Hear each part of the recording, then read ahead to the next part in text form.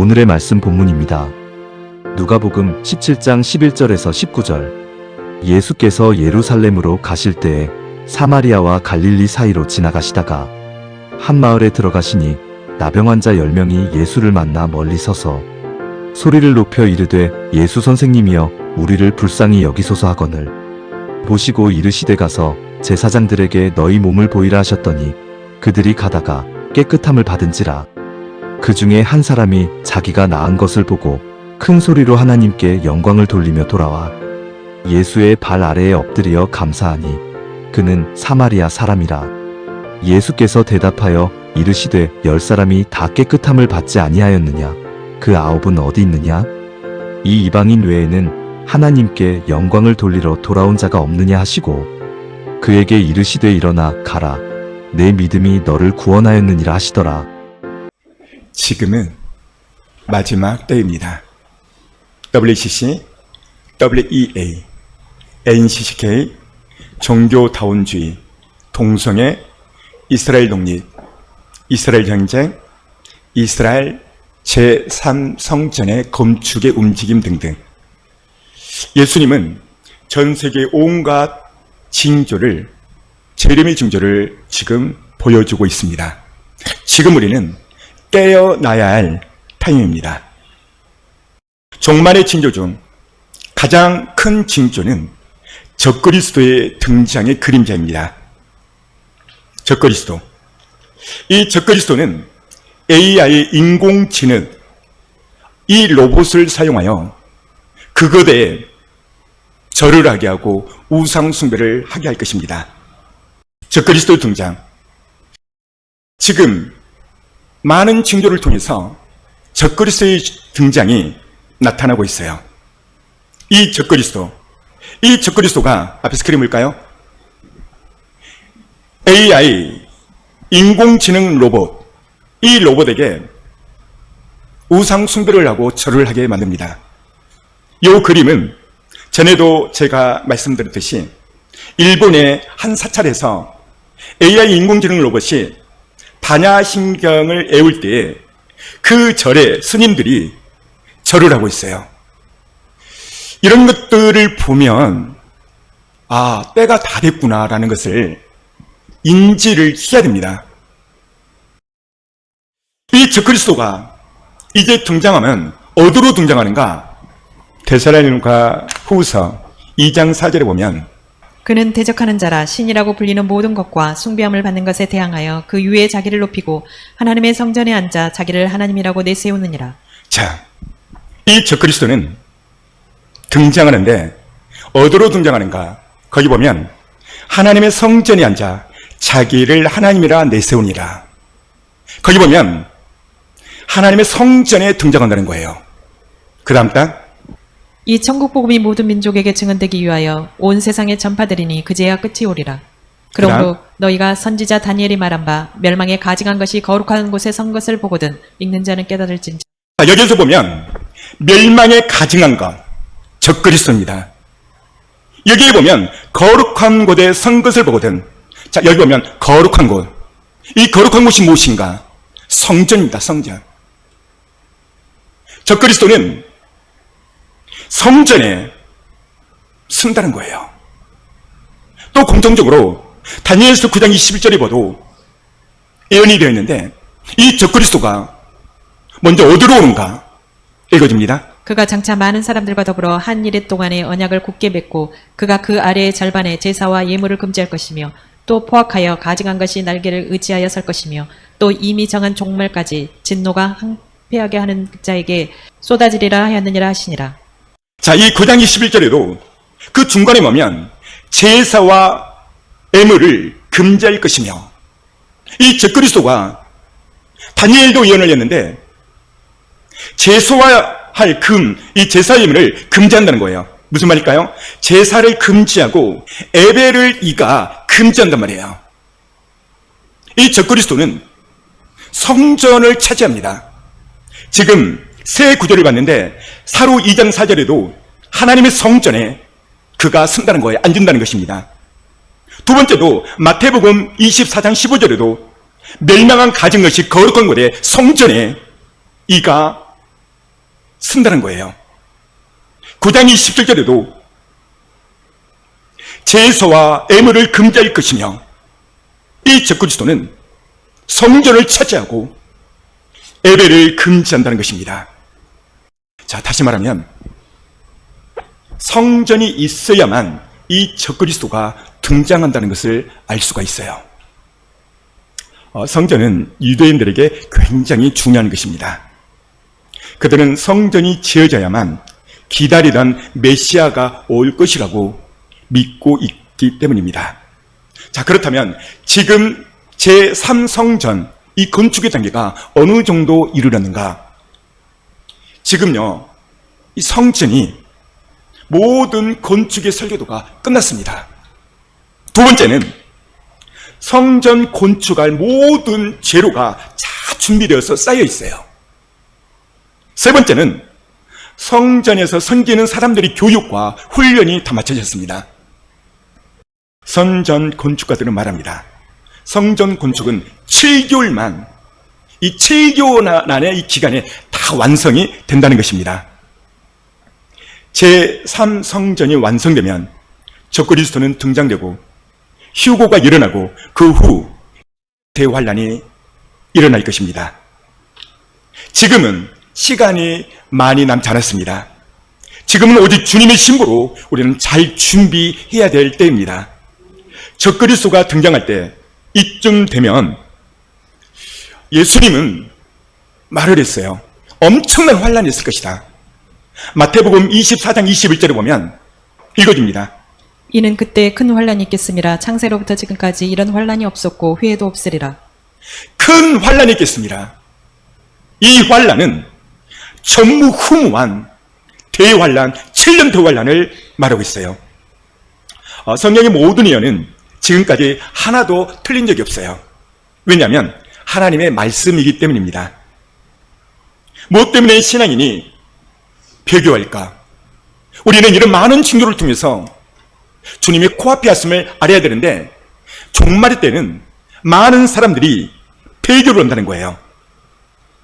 자, 첫 번째 배교는 먹고 사는 것 때문에 배교를 해요.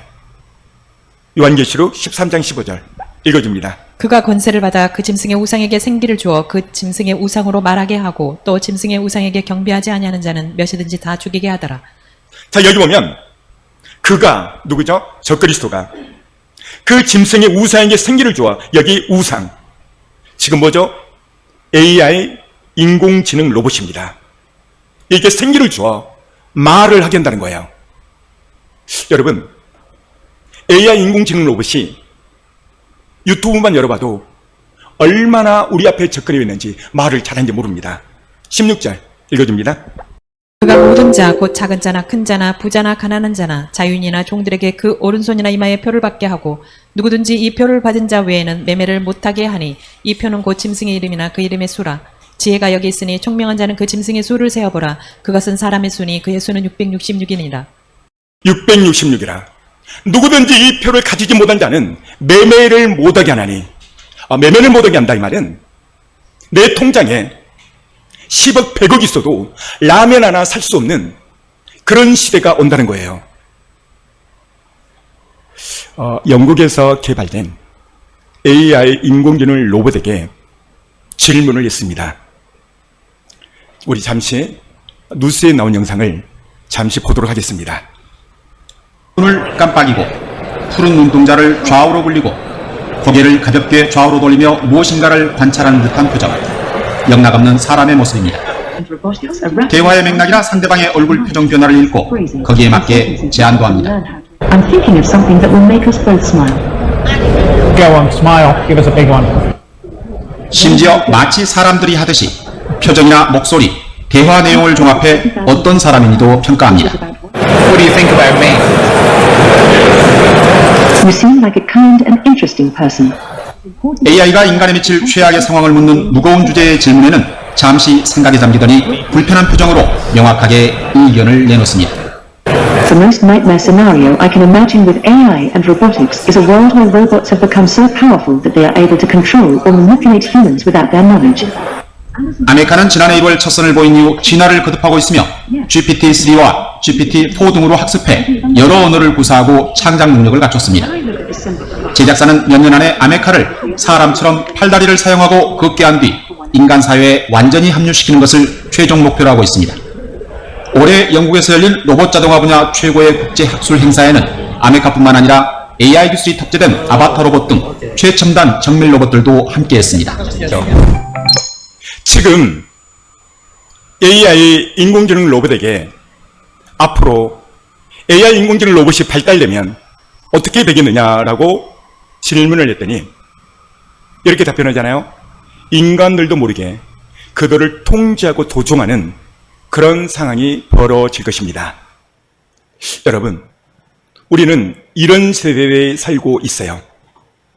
적그리스도는 AI 인공지능 로봇을 세워놓고 말을 하게 하고 우상을 만들고 그에게 경배케 합니다. 적그리스도는 영역표를 통해서 정치, 경제, 문화, 종교 모든 것을 통제하고 마지막으로 우리 인간을 통제할 것입니다. 대환란에 남아버리면 우리는 먹고 살기 위해서 그 표를 받기 위해서 손과 발이 잘라가는 엄청난 대환란이 시작된다고 지금 말하고 있어요. 두 번째로 이 마지막 때에 어떤 것 때문에 사람들이 배교를 할까? 첫 번째는 먹고 사는 영역력 베리치 때문에 배교를 하고, 두 번째는요, 사람의 미혹을 받아 이 종말의 때에 많은 사람들이 믿음에서 떨어져 나간다는 거예요.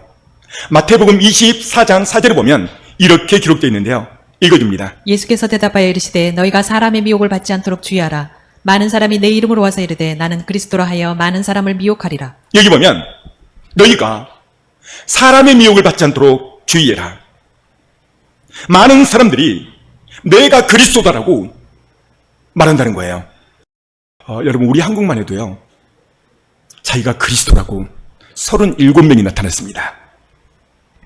이 마지막 때는 미혹하는 것과 배교하는 것이 있어 많은 사람들이 믿음에서 떨어져 나간다고 말하고 있어요.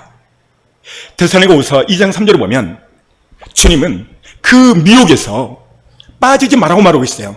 읽어줍니다. 누가 어떻게 하여도 너희가 미혹되지 말라. 먼저 배교하는 일이 있고 저 불법의 사람 곧 멸망의 아들이 나타나기 전에는 그날이 이르지 아니하리니. 여기 보십시오. 미혹되지 말라. 먼저는 배교한 일이 있을 것이다. 지금 WCC, NCCK, 종교다원주의, 심지어는 큰 교회 목사님들이 다른 종교에도 구원이 있다고 부산 WCC 총회에서 그들이 선포했다 이 말이에요. 이게 종말에 나타나는 징조고 현상들입니다.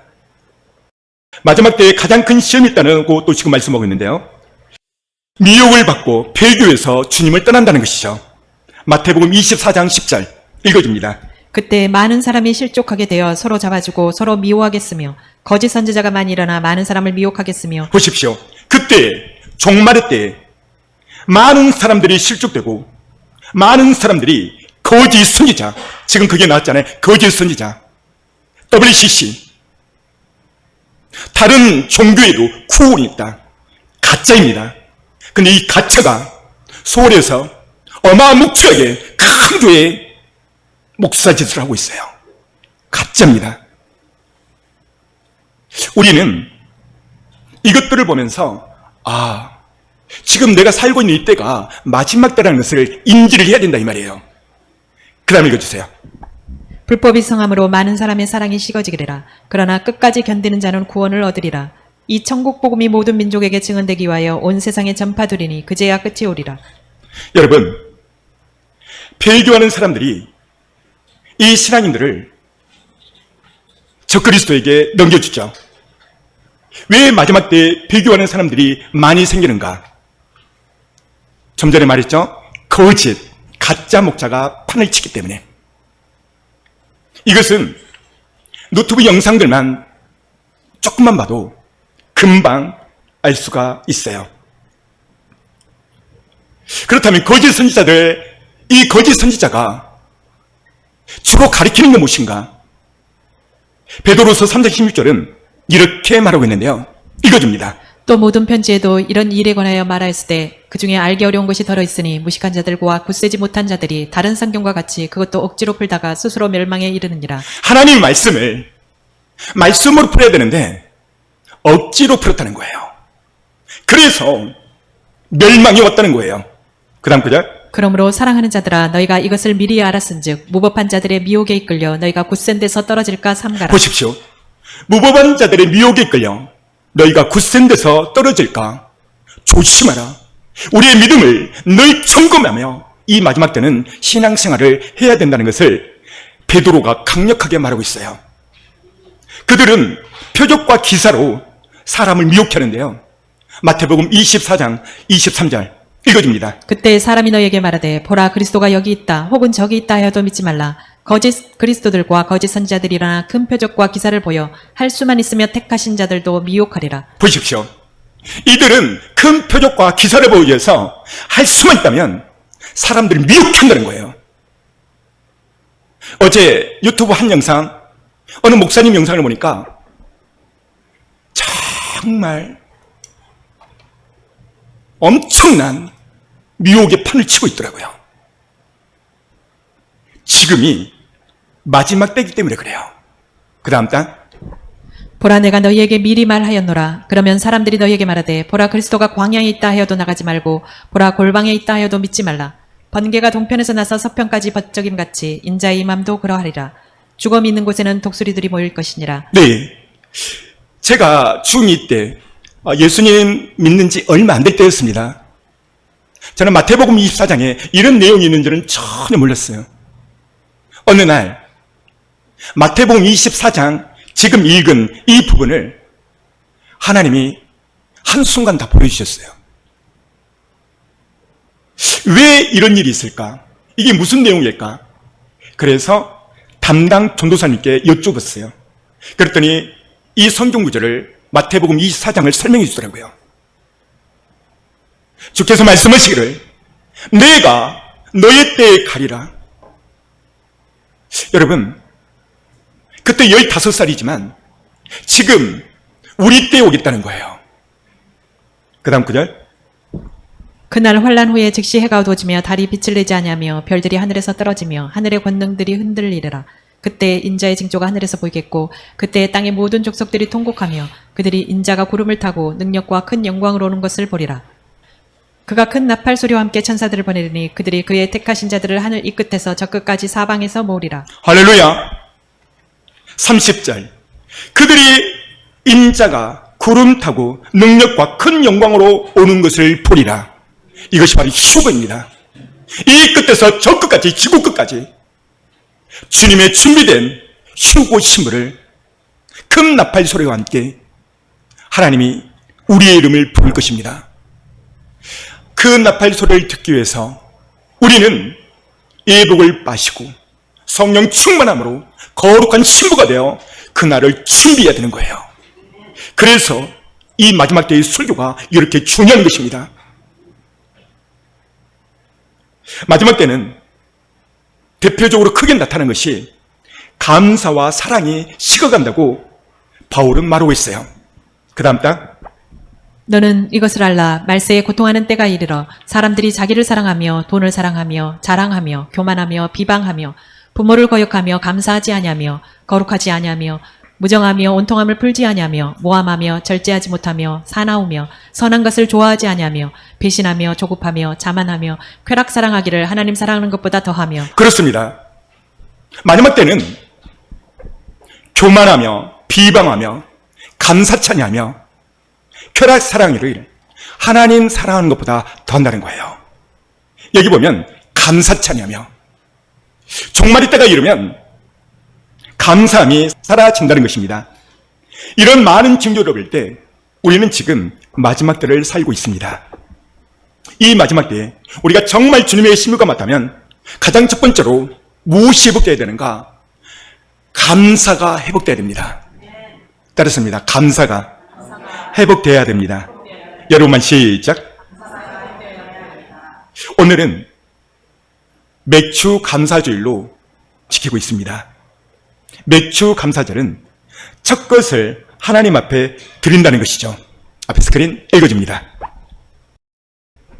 내 재물과 내 소산물의 처음 익은 열매로 여호와를 공경하라. 여기 보면 처음 익은 것, 이것을 통해서 하나님을 공경하라 라고 말하고 있어요. 그 다음 이스라엘 자손 중에서 사람이나 짐승을 막론하고 태에서 처음 난 모든 것은 다 거룩히 구별하여 내게 돌리라. 이는 내 것이니라 하시니라. 여기 보면 여기도 처음 난 것, 짐승이든 무엇이든 거룩하게 구별하여 주님은 첫 것을 드리라고 말하고 있어요. 이것이 맥주절입니다. 그 다음 맥추절을 지키라. 이는 내가 수고하여 밭에 뿌린 것의 첫 열매를 거둠이니라. 수장절을 지키라. 이는 내가 수고하여 이룬 것을 연말에 밭에서부터 거두어 저장함이니라. 자, 여기 보면 맥주절을 지켜라 명령입니다.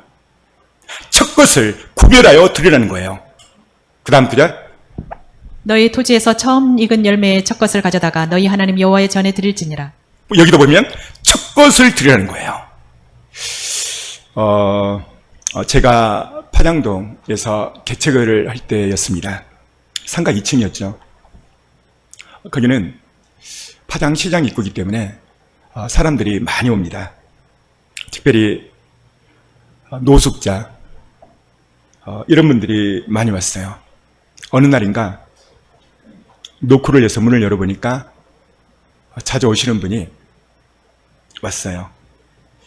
그래서 제가 잠깐 기다려보라고, 그리고 집회 돈을 찾으려고 제 서재나 여러분들을 찾아도 없는 거예요. 왜냐하면 그때 당시 개척하다 보니까 어려웠거든요. 그래서 여러 군데 찾다 못 찾아서 제가 말했죠. 다음에 오시라고. 그랬더니 이분이 지금도 잊지 못할 충격적인 말을 했어요. 뭐라고 말했냐면, 목사님, 내가 목사님께 돈을 받으려고 언제 하십니까? 그럼요. 저는 오늘 목사님 얼굴 보러 왔습니다. 그렇게 말하더라고요. 목사님 얼굴 보러 왔대요. 저는 그 말에 감동의 민물이 큰 파도처럼 다가오는데 지금까지 잊지를 못해요. 제가 그분을 그냥 돌려보냈을까요? 아닙니다. 다 자꾸 찾아가지고요. 100원짜리, 500원짜리 다 찾아가지고 그분 손에 지어주고, 그 다음에 상가 1층이 순대국밥집이었습니다. 거기 가서요, 먹고 싶을 대로 다 드세요. 예상으로 달고 그분을 맛있게 먹고 보내드렸어요. 이유가 뭘까요? 감동이요, 감동. 저는 그분이 돈, 국어로로 온 줄 알았어요. 근데 이 말 한마디가 이렇게 사람의 마음을 감동케 하는구나. 목사님 얼굴 보러 왔대. 오늘 여러분들은 무엇 때문에 나오셨습니까? 오늘 하나님 얼굴 보러 나오지 않았습니까? 할렐루야. 예배는 내 영혼이 하나님을 만나러 온 거예요. 하나님 얼굴을 되뇌어 보고 이 시간이 왔다 이 말이죠. 그렇다면 우리 예배 태도가 바뀌어야 돼요. 어떻게 해요? 완전히 예수님께 집중을 해야 돼요. 예수님은 오늘 말씀을 통해서 우리에게 말씀해요. 저는 그 독거 노인 지금도 아주 생각이 나요. 왜 그럴까요? 제 마음을 감동케 하고 저의 눈에 띄었기 때문에, 그 말 한마디 때문에. 한 나라의 대통령이 당선되면 이 대통령은 주요 요직에 사람들을 세우죠. 어떤 사람을 세울까요? 평소에 선거 운동할 때 대통령 눈에 띄인 사람을 주요 요직 보직에 시킵니다. 이번에 국무총리 인선도 보직, 보훈이죠. 그렇게 한 거예요. 왜요? 그 사람이 눈에 띄었기 때문에. 국민들이야 눈에 띄든 말든 대통령의 고난에 의해서 세운 것입니다. 만약 대통령 눈에 벗어나면 어떻게 될까요? 예, 잘하던 보직도 잘릴 수가 있어요. 성경에 보면 주님의 눈에 띈 사람이 있어요. 주님의 눈에 띈 사람은 반드시 크게 쓰임받고 크게 축복을 받았다는 것을 알 수가 있어요. 대표적으로 누가 주님의 눈에 띄었냐면 다니엘입니다. 다니엘, 읽어줄까요? 나라의 모든 총리와 지사와 총독과 법관과 관원이 의논하고 왕에게 한 법률을 세우며 한 금령을 정하실 것을 구하나이다. 왕이여, 그것은 곧 이제부터 30일 동안에 누구든지 왕 외에 어떤 신에게나 사람에게 무엇을 구하면 사자굴에 던져넣기로 한 것이니이다. 그 다음, 그런즉 왕이여, 원하건대 금령을 세우시고 그 조서에 왕의 도장을 찍어 메대와 바사에 고치지 아니하는 규례를 따라 그것을 다시 고치지 못하게 하옵소서 하며, 이에 다리오 왕이 조서에 왕의 도장을 찍어 금령을 내니라. 그 다음, 다니엘이 이 조서에 왕의 도장이 찍힌 것을 알고도 자기 집에 돌아가서는 윗방에 올라가 예루살렘으로 향한 창문을 열고 전에 하던 대로 하루 3번씩 무릎을 꿇고 기도하며 그의 하나님께 감사하였더라. 다니엘, 다리오 왕 때 있었던 일입니다. 다니엘을 모함해서 죽이는 적들이 있었죠. 핵심은 누구든지 30일 동안 다른 신들에게 절을 하면 사자굴 속에 넣어버려라, 이런 칙령을 만들었다 이 말이죠. 그리고 왕의 도장을 찍습니다. 그런데 다니엘은 이 모든 것을 알고도 놀랍게도 이렇게 말하고 있죠. 하루 3번, 다시 한번 읽어줄까요? 하루 3번씩 무릎을 꿇고 기도하며 그의 하나님께 감사하였더라. 여기 보십시오. 하루 3번 무릎을 꿇고 전에 하던 대로, 따라서 볼까요? 전에 하던 대로. 여러분, 전에 하던 대로가 무슨 말일까요? 습관입니다. 습관. 위기와 어려움이 올 때는 반드시 그 사람의 습관이 나오는 거예요. 다니엘은 전에 하던 대로 놀랍게도 습관이 있었다는 것이죠. 여러분, 그 습관이 뭘까요? 여기 있죠? 하루 3번 기도하는 것.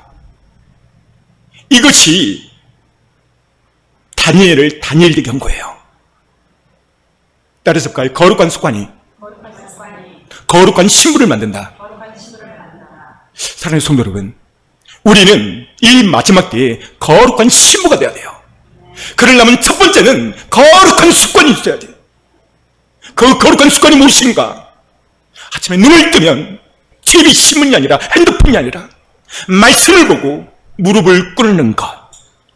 이런 습관이 다니엘에게 없었더라면 이 사람은 절대 다니엘이 될 수가 없었어요. 그리고 마지막 번째 가서 그의 하나님께 감사했더라. 따라서 우리가 그의 하나님께 감사였더라. 할렐루야. 사랑하는 성도 여러분, 우리가 정말 주님의 신부가 맞다면 이 마지막 때에 감사가 식어지는 이 마지막 때에 감사가 회복이 돼야 됩니다. 감사는 하나님 눈에 가장 잘 띄게 하기 때문에 그래요. 감사는 마귀에게는 힘이 있어요. 감사는 마음의 여유와 행복을 주는 것이 감사입니다. 누가 두 번째로 주님의 눈에 띄었을까요? 다윗입니다. 다윗은 이새의 8번째 막내 아들입니다. 그는 평범한 목동의 아들로서 태어나 그의 삶 자체가 아주 평범했죠. 그런데 하나님은 이 다윗을 가리켜 이렇게 말을 해요. 읽어줍니다. 내가 이새의 아들 다윗을 만나니 내 마음에 맞는 사람이라 내 뜻을 다 이루리라. 내가 이새의 아들 다윗을 만나니까 우와, 충격, 내 마음에 합했네. 이 무슨 말일까요? 내 눈에 다윗이 띄었다는 거예요. 여러분, 왜 띄었을까요? 감사야, 감사. 그런 별 볼 일 없는 목동이었죠. 목동에서 왕위에 오를 때요, 그가 어떤 고백을 하냐면, 앞에 스크린 지청이 뭘까요? 읽어줍니다. 내게 주신 모든 은혜를 내가 여호와께 무엇으로 보답할까? 여러분만 시작. 왕위에 오른 그가 자기의 삶을 알죠. 목동으로 끝날 그 인생이 왕위에 올라서 그가 첫 번째로 드린 기도가 뭐라고 말하냐면, 모든 은혜를 내가 여호와께 무엇으로 보답할까? 따라서 볼까요? 무엇으로 보답할까? 사랑하는 성도 여러분, 오늘 여러분의 삶을 보세요. 10년, 20년, 지금까지 삶을, 여러분들은 이런 생각이 드십니까? 그 다음 다윗의 고백을 봅니다. 내가 구원의 잔을 들고 여호와의 이름을 부르며 첫 번째, 구원해 줬다는 거예요. 주님이. 이 건에 대해서 감사한다는 거예요. 그 다음, 여호와여 나는 진실로 주의 종이요 주의 여종의 아들 곧 주의 종이라. 주께서 나의 결박을 푸셨나이다. 내가 주께 감사제를 드리고 여호와의 이름을 부르리이다. 할렐루야. 자신은 종이고 결박돼 있고 미치는 자지만 어느 날 하나님이 자신을 왕으로 세울 때 주께 감사제를 드렸다는 거예요. 여호와 이름을 부르고 찬양했다는 것입니다. 감사는 하나님께 드릴 예배고 제사입니다. 감사는 시편 50편 14절에 보면 이렇게 말씀하고 있는데요. 감사로 하나님께 제사를 드리며 지존하신 이에게 내 소원을 갚으며 50편 15절 환난날에 나를 부르라 내가 너를 건지리니 내가 나를 영화롭게 하리라. 따라서 볼까요? 감사로 하나님께 제사를 드리며 이 감사는 하나님의 눈에 가장 띄게 하며 두 번째는 예배고 제사라는 거예요. 세 번째로 주님의 눈에 띈 사람이 있었죠. 그 사람이 누구냐면 과부예요. 과부. 어느 날 수많은 사람들이 성전에 헌금을 막아요. 돈 있는 사람은 많은 사람들이 본 가운데 그 통 속에다가 계속 동전이 땡그랑 떨어져요. 돈이 많으니까. 그러나 이 가난한 과부는 동전 500원짜리 딱 2개밖에 없어요. 땡그랑 끝나요. 많은 사람들이 그걸 보고 와! 저 사람은 정말 가난한 사람이구나. 아니 땡그랑 소리가 2번밖에 안 들려. 그런데 예수님은 이걸 보고 여기 있는 많은 사람들보다 저 여인이 드리는 놈이 가장 크다고 말을 했어요. 이유가 뭘까요? 그 여인은 마음을 다 드린 거예요. 여러분, 헌금은요, 물질 액수가 중요한 것이 아니고 마음을 드리는 거예요. 마음을. 사랑하는 성도 여러분, 교회에서는 여러 가지 헌금 항목들이 있죠. 각종 헌금 항목들이 있어요.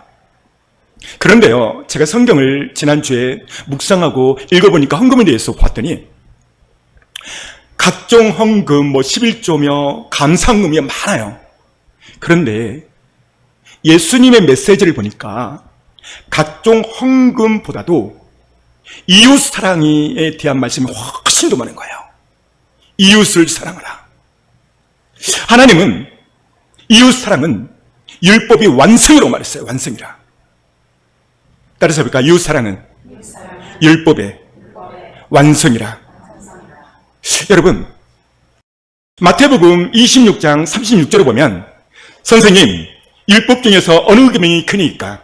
예수께서 이르시되 내 마음을 다하고 목숨을 다하고 뜻을 다하여 주 너의 하나님을 사랑하라 하셨으니 이것이 크고 첫째 되는 계명이요 둘째도 그와 같으니 내 이웃을 내 자신과 같이 사랑하라 하셨으니. 자, 여기 보면 무엇이 가장 큰 계명입니까 했더니 첫 번째는 하나님 사랑, 두 번째는 이웃 사랑이라는 거예요. 그리고 로마서 13장 7절에 보면 사랑은 율법의 완성이라고 말을 했어요. 잠언 19장 17절에 보면 가난한 자를 불쌍히 여는 것은 여호와께 꾸이는 것이니 그 선행을 갚아주시리라. 이렇게 말씀을 했어요. 우리가 헌금을 할 때 어떤 마음으로 해야 되는가? 이것을 보여주고 있는 거예요. 이것은 첫 번째는 하나님을 사랑하고 이웃을 사랑하는 마음으로 해야 된다는 거예요. 그래야 하나님이 이 모든 것을 채우신다는 거예요.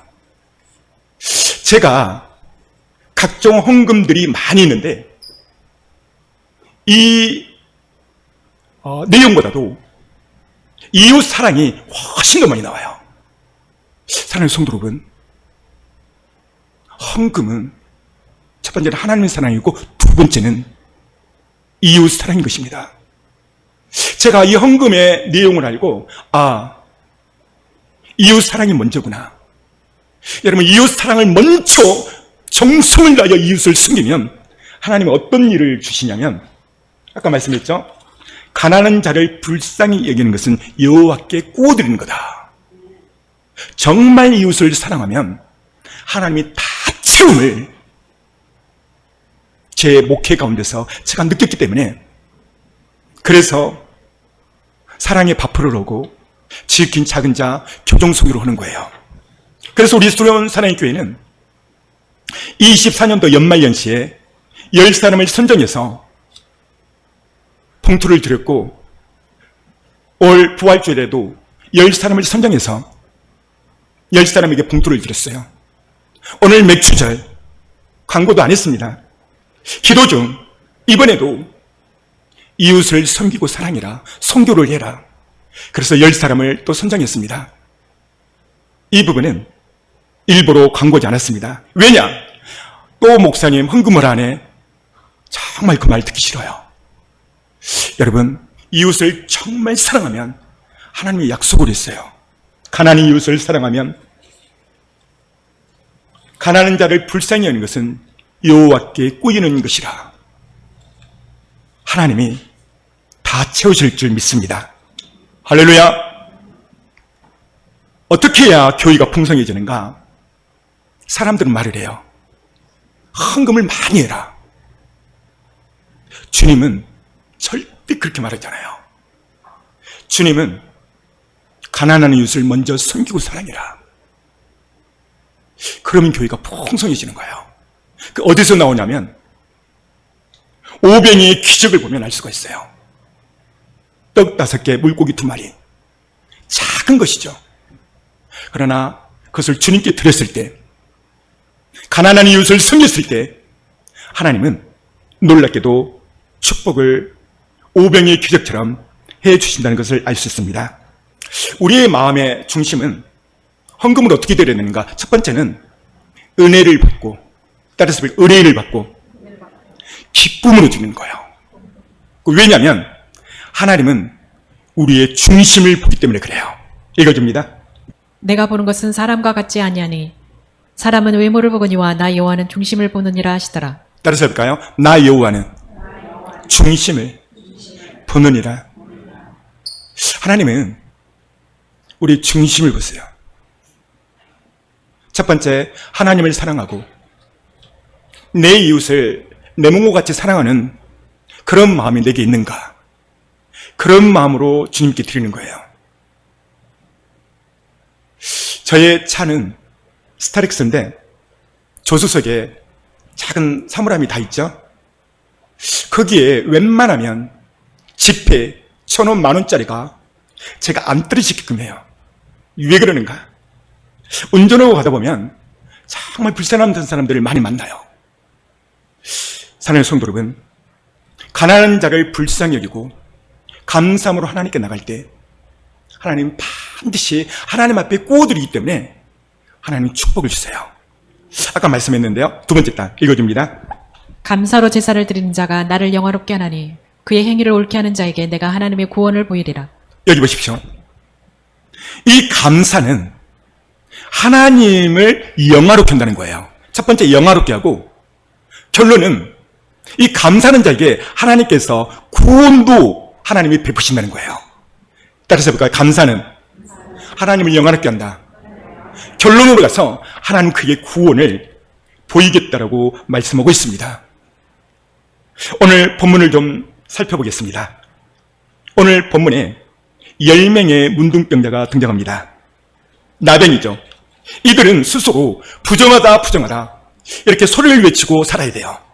그들은 공동체에서 함께 살 수가 없어요. 그런데 어느 날 갈릴리와 사마리아 지방을 가고 있는데 예수님이 보이는 거예요. 10명의 문둥병자가 예수님께 달려오죠. 예수 선생이여, 우리를 불쌍히 여겨 주옵소서. 주님은 가라, 제사장에 가서 너의 몸을 보이라. 그 말을 듣고 이 10명의 문둥병자는 제사장의 몸을 보이죠. 그 순간 다 나아버렸어요. 그런데 10명 중에 9은 다 가버리고 그 기쁨과 그 환희와 가족들과 나누기 위해서 다 흩어져 버렸어요. 그런데 그 중에 사마리아인 한 명만 주님께 찾아와서 말합니다. 주님, 제가 다 나았습니다. 주님, 너무나 감사합니다. 이렇게 고백을 하는 스토리입니다. 자, 앞에 스크린 읽어줄까요? 예수께서 대답하여 이르시되 10사람이 다 깨끗함을 받지 아니하였느냐? 그 9은 어디 있느냐? 여기 보면 10사람이 다 깨끗함을 받았는데 9은 어디 있느냐? 하나님은 우리의 감사를 찾는다는 거예요. 감사는 믿음과 비례가 돼요. 감사는 아무나 하는 게 아니에요. 여기 보면 9은 가버리고 한 사람은 주님 앞에 왔다는 것이죠. 이때 주님은 그에게 이렇게 말합니다. 그 다음 단 그에게 이르시되 일어나 가라. 내 믿음이 너를 구원하였느니라 하시더라. 여러분만 시작. 여기 보면 내 믿음이, 여기 보면 믿음이 나오죠. 그러니까 믿음이 있는 자가 감사한다는 거예요. 그리고 감사를 하면 아까 말씀했죠. 구원. 감사를 했더니 더하는 축복이 있었는데 구원의 축복까지 주셨다는 것입니다. 사랑하는 성도 여러분, 베델색 들녘에 물고기 2마리와 떡 5개, 어린아이의 작은 것을 드림의 출발이에요. 이 드림으로 5,000명이 먹이고 12강조리가 남았어요. 드릴 때 이 드림은 첫 번째는 하나님이고 두 번째는 이웃 사랑의 드림이에요. 그러니까 제가 아는 목사님은 약 15년 동안 저랑 밥을 퍼요. 어렵게 시작했죠. 그런데 얼마나 하나님이 축복을 많이 줬는지 몰라요. 여러분, 물질은 하나님의 소리에 달려있는 거예요. 우리가 작은 자를 섬겼을 때 하나님 앞에 꾸임을 주는 것입니다. 그리고 이 말씀이 교회가 실천을 해야 돼요. 사랑하는 성도 여러분, 우리는 이처럼 마지막 때를 살고 있는데 첫 번째, 이 마지막 때를 살고 있으면 어떤 걸 감사해야 될까? 첫 번째는 때를 알게 해주신 것을 감사해야 돼요. 두 번째는 25년도 지금 상반기를 하나님이 지켜주신 것에 대해서 감사해야 됩니다. 오늘 감사할 것이 없다고요? 여러분이 집에 올 때 휠체어를 타고 오지 않고 네 발로 걸어왔다는 것, 그것만도 감사해야 돼. 할렐루야. 따라서 봐요. 하나님, 건강 주심 감사합니다. 결론입니다. 오늘 주님은 말씀하십니다. 너희들에게 염려, 근심, 걱정 있느냐? 그렇다면 염려, 근심, 걱정 대신 먼저 감사하는 거예요. 읽어줍니다. 아무것도 염려하지 말고 다만 모든 일에 기도와 간구로 너희 구할 것을 감사함으로 하나님께 아뢰라. 그리하면 모든 지각에 뛰어난 하나님의 평강이 그리스도 예수 안에서 너희 마음과 생각을 지키시리라. 여기 보십시오. 염려치 말래. 염려하는 일이 많죠. 근데 하나님은 정반대로 말을 해요. 염려할 일 있지만 감사를, 감사. 염려할 것이 왜 없겠어요? 하나님 항상 반대로 말을 해요. 오늘까지 10사람 세 번째 이웃사랑 선교 봉투를 오늘 드리는데 이 말씀 때문에 그래요. 삶이 어렵고 힘들면 참 반대로 해버리세요. 저는 그래요.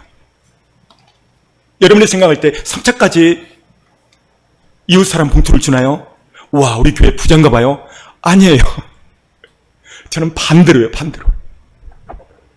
없으면 없을수록 더 해버려. 몸이 약하면 교회 와서 열심히 청소해버리고 몸이 더 약하면 막 전도로 가버리세요. 제가 그래요. 제가 전도로 다니잖아요, 혼자. 다른 사람은 그래요. 아니, 그 교회는 목사님이 전도하냐고. 그 교회 성도님 다 어디 갔습니까?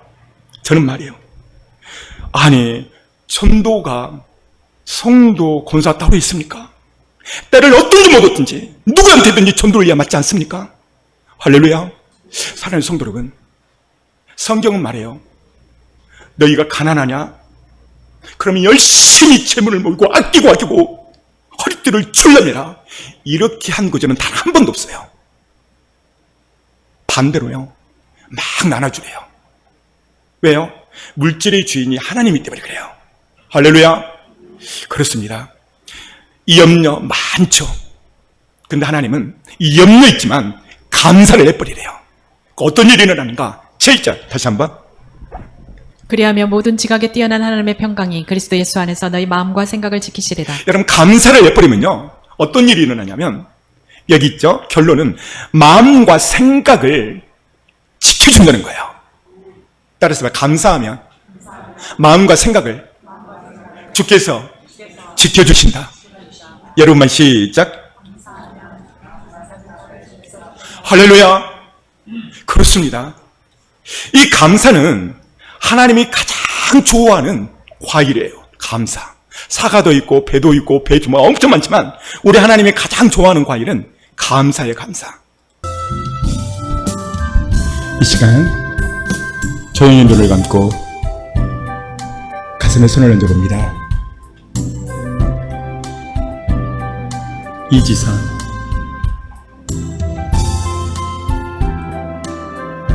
24살에 불우한 교통사고를 당하고 여러분들이 잘 아시듯이 엄청난 화상을 입었어요. 지금 그가 고백한 대로 손가락을 절단할 때 다른 손가락이 있으면 감사했대요. 여러분, 어떤 사람은 중환자실에서 화장실을 걸어가는데 1시간이 걸렸대요. 오늘 여러분, 이 시간 휠체어를 타고 온 사람 있나요? 감사하십시오.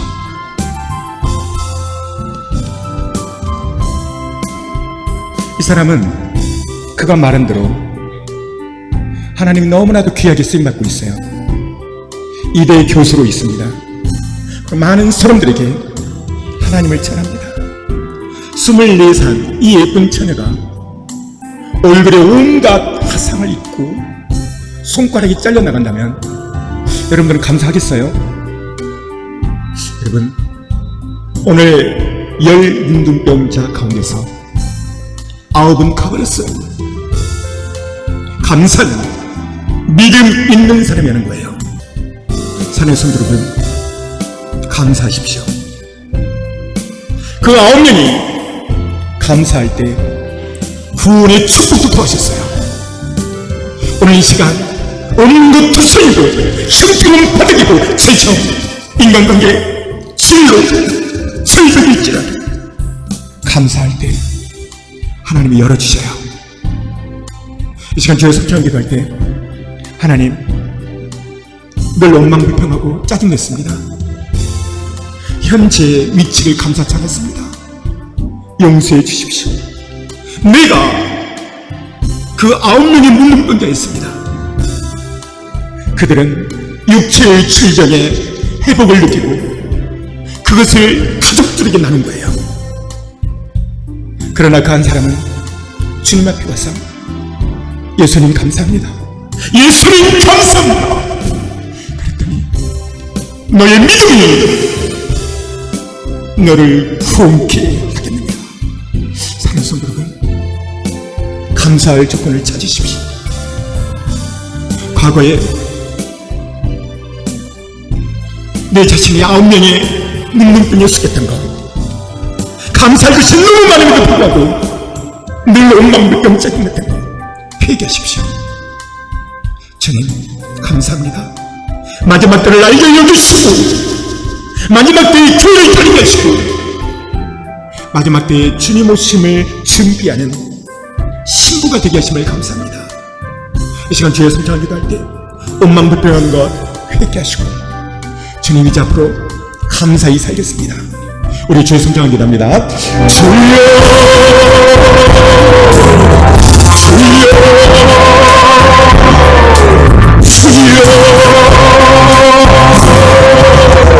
예수의 피로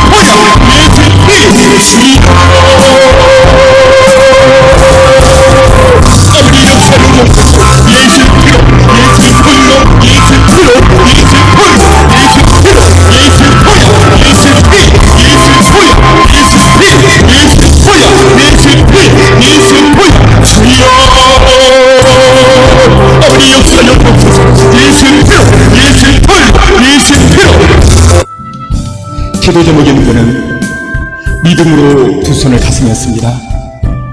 걸어가신 하나님, 수고하고 무거운 짐진 자들아 다 내게 오라. 내가 너희를 쉬시리.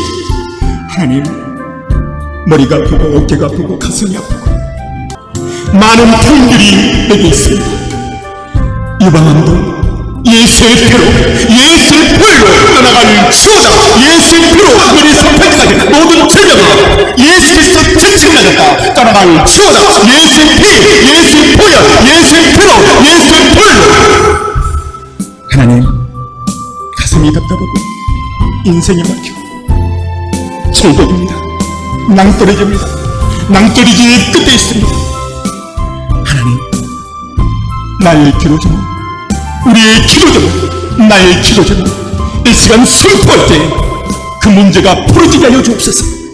내가 나사리 예수를 선포하니 모든 문제는 풀어질 주어다. 풀어질 주어다. 해결될 주어다. 모든 문제는 축복으로 바뀔 주어다. 바뀔 주어다. 바뀔 주어다. 예수의 피로, 예수의 불로 바뀔 주어다. 예수님의 이름으로 선포하며 기도했습니다.